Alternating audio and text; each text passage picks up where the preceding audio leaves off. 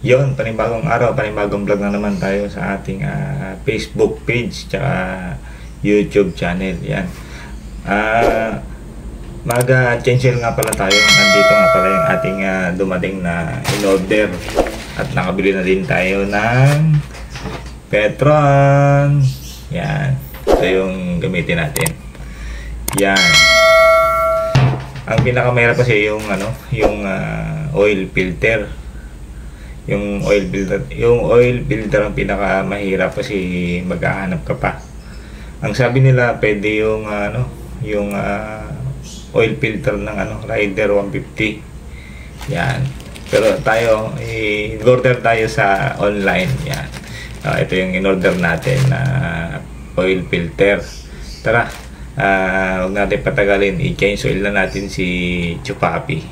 Tara, huwag natin patagalin. Ayan yung papalitan natin na langis yan, hindi naman siya nabawasan, sakto lang sa guhit. Makikita sa salamin ng engine may tima talaga, kailangan ng palitan natin. Yan yan, sakto sa guhit. Yan dyan yung titignan kung nagbabawas ba o hindi yung langis ng motor natin. Yan, diyan natin bubuksan sa ilalim. Yan. Diyan ang drain plug ng Gixxer ni Chupapi. Yan, yan si Chupapi dumaan. Yung anak ni open natin yan. Open natin yan. Gamitan natin ng basahan. Tapos para hindi mapingas, yan ang kahalaga ng basahan. Sasapian mo ng basahan para pag ginamitan mo ng pang open, hindi siya mapipingas. Yan, tanggalin na natin. Yan, saglit lang, nahirapan ako kasi gawa lang isang kamay lang hawak ko at nakahawak ng camera yung isa. Nahirapan tayo mag-open. Yan, basta ganyan lang gagawin. Sasapian nyo ng basahan para hindi mapingas, hindi masira. Yan. Tanggalin nyo yan bago nyo tanggalin ang drain plug. Yan, ikot nyo lang hanggang sa matanggal. Yung nga palang yung o-ring na yan, na bilog na sa cover ng engine oil, dapat hindi mawala yan, nandyan pa rin yan. Ngayon tatanggalan na natin ng drain bolt na size 17mm. Yan, 17 yan ang sukat ng tornilyo. Nakikita ba? Yan, 17 yan. Hindi nakikita, mahirap makita kasi gawa ng aninag ng liwanag. Yan, ilagay na natin ang 17 size 17 na open range. Yan, ilagay natin para mapihit natin ang maganda-ganda. Yan na, tatanggalin natin ang drain bolt na yan. Ikot-ikotin lang kasi medyo mahaba ang bolt na yan. Pagtiisan lang at isakto yung sahuran na transparent para makita nyo din kung gaano kadumi, kaitim ang langis natin. Yan, ikot-ikotin lang. Yan na, lumabas na hanggang sa tuloy-tuloy na. Ayan. Pero palang yung bolt na yan, mayroon din yan na o-ring. Ang o-ring niya hindi goma. Dun sa isa goma yon. Yan, hindi yan goma. Medyo o-ring na stainless yan medyo makapal ng konti para hindi tumagas yung langis natin dyan sa yan. Pag bumili kayo ng halimbawa papalitan nyo ng bolt, ibig sabihin may gold balls, yung ganyan, titanium bolt, para gumanda-ganda. Dapat may o-ring yun na kasama para hindi siya mag-leak. Yan, malapit nang maubos. Yan, kailangan din palang pagka kumonti na yung tumutulo na langis diyan, kailangan nyo rin ibalik ipahiga para tuluyang maubos. Ayan, nakikita na natin sa salamin ng engine na wala na, nauubos na ang laman. Ayan, nakikita nyo kung gaano kadumi yung kaitim ang langis ng motor natin. Yan, natagalan tayo kasi naghanap pa tayo ng oil filter bago natin i-change oil. Palit din sabay ang oil filter. Yan, itumba natin para tumulo ng husto ang langis. Yan, ganyan itumba. Meron pa iba kanina stop na, pero nung tinumba natin ng konti may tumutulo pa. Ibig sabihin hindi siya lahat yung nga palang bago ka maggamit ng motor, mag change oil, huwag mo na munang gamitin. Change oil mo na muna, tanggalan mo ng langis para hindi kasi yung time ng halimbawa nagpark ka ng gabi, hapon, tapos hindi mo na siya gagamitin, yan yung time na siya sa baba, hindi siya para ma-drain mo ng maayos. Ayan, tanggalin natin ang bolt ng filter, oil filter. Yan, yan, 8 na bolt yan, size 8.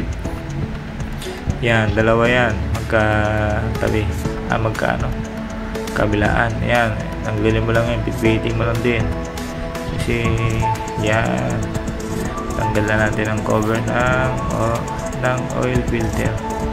Yung nga pa lang ito, yan, may o-ring yan, kita nyo, may o-ring yan para hindi tumulo ang pagka rin pala, pagka tumulo nagkaroon ng leak, yung o-ring yan ang papalitan nyo.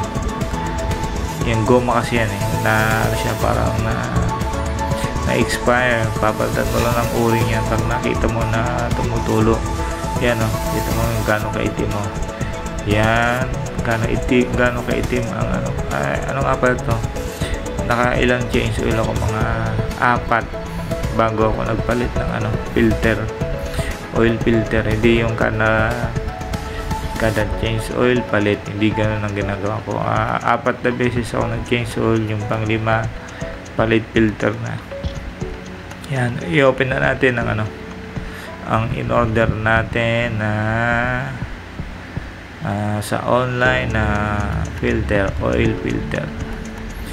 Dalawa pa lang laman yan.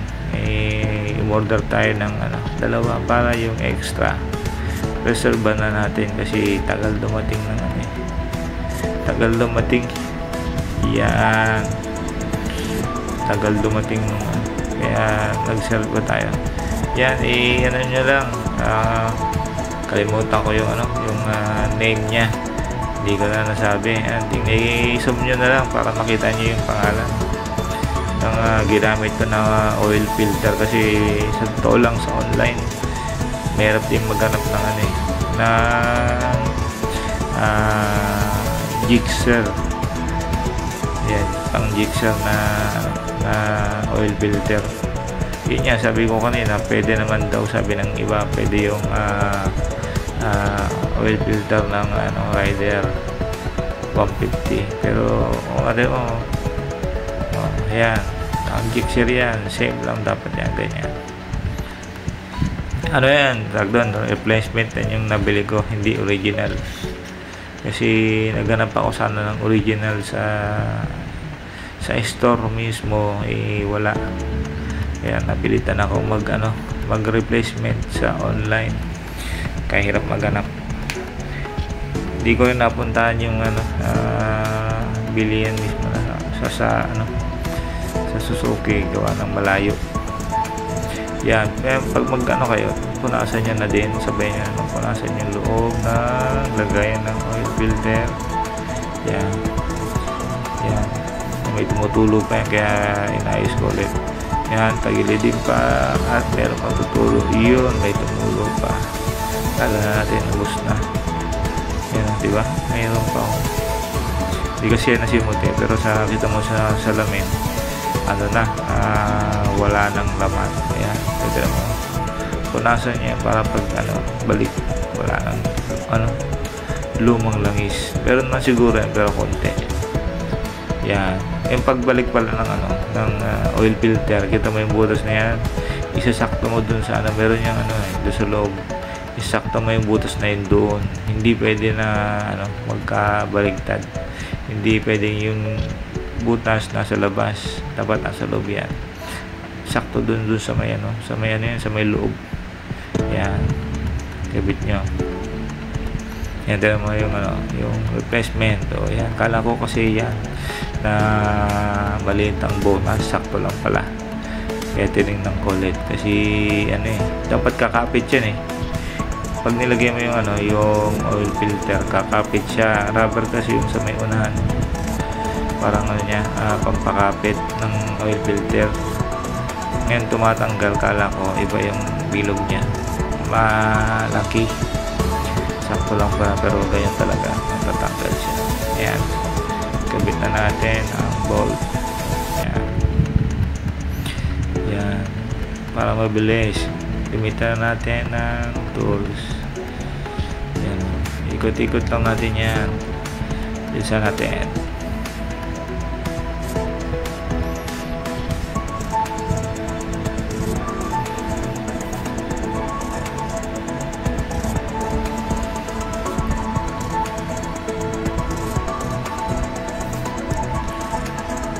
Yan na, nakabit na natin ang bolt, ang cover ng oil filter.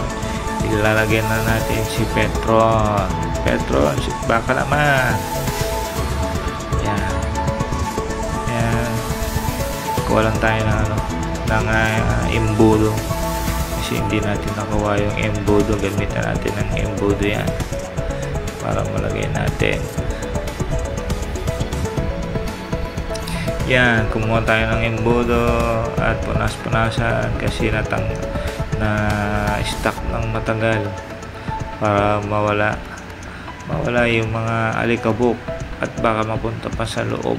Yan, punas-punasan, labas at loob ng basahan. Yan, lagyan tayo ng embudo. Hindi na nakita yung paglagay at hindi natin napansin ang pagkuha kasi hindi natin nakita, nag-focus tayo sa paglagay, hindi pala nakuhanan yung paglagay ng Petron. Baka naman. Yan, tusukin para malagay. Tusukin natin, butasan. Yan, butasan natin ng at kasi yan, nailagay na natin sa embudo. Hindi nakita sa camera kasi hindi na natin napalitan, pero mamaya ilalapit natin. Yan, huwag natin kalimutan na yung ganito na hindi natin ilalagay ang bolt sa ilalim, kasi paglagay natin bigla nating naalala na hindi pa natin nailagay ang bolt. Sigurado madidrain na naman ang oil na ilalagay natin, kaya pumasok sa ating isipan na hindi pala natin na ilagay ang bolt sa ilalim. Yan, pinihit natin at naigpitan na. Ibalik natin ulit si Petron para mailagay sa loob. Yan, ilagay na natin. Hindi talaga nakuhanan sa camera, hindi natin na-edit, tuloy-tuloy lang para mailagay natin ng maayos. Muntik nang makalimutan ang bolt. Yan na. Ayan, kailangan may embudo pala. Nakalimutan ko ipaalala, huwag kalimutan mag-embudo kasi sayang ang oil pag natapon. At madulas yan. Madulas yan sa ganyan na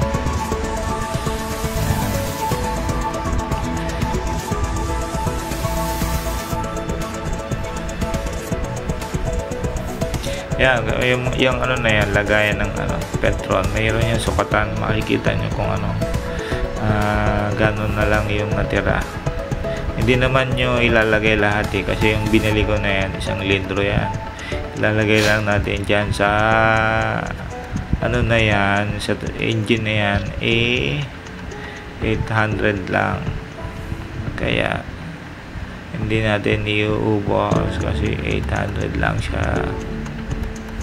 Sabi nga pala nung iba, may nagko-comment doon sa iba kong video. Sabi nila, sila daw nilalahat nila yung paglagay ng langis. Ang ano ko dyan, huwag nyo nang gawin kasi mag-overflow siya. Ngayon nahanap siya ng butas sa makina at doon niya padadaanin sa magagawa niyang butas, yung sobrang langis. Ilalabas niya talaga yon, kaya huwag nyo nang sobrahan ang paglagay. Kung ano yung nilagay dapat na nakalagay sa engine, kung 800 o 1 litro, sundin po natin kasi maghahanap talaga yan ng ano, paglalabasan pagka sobra yung lagay natin. Yan o. Ayan, tapos na. Yan, ilalapit natin yan, sakto na doon sa salamin, sa guide, sa F yan, F. Meron dyan F sa taas, sa baba, low. Yan, dapat tingnan nyo kung sakto yung level nya. Yan, ibig sabihin full na siya. Huwag nyo nang higitan pa sa full yung guhit, tama lang yan, nasakto. Yan, huwag nyo nang iano pa.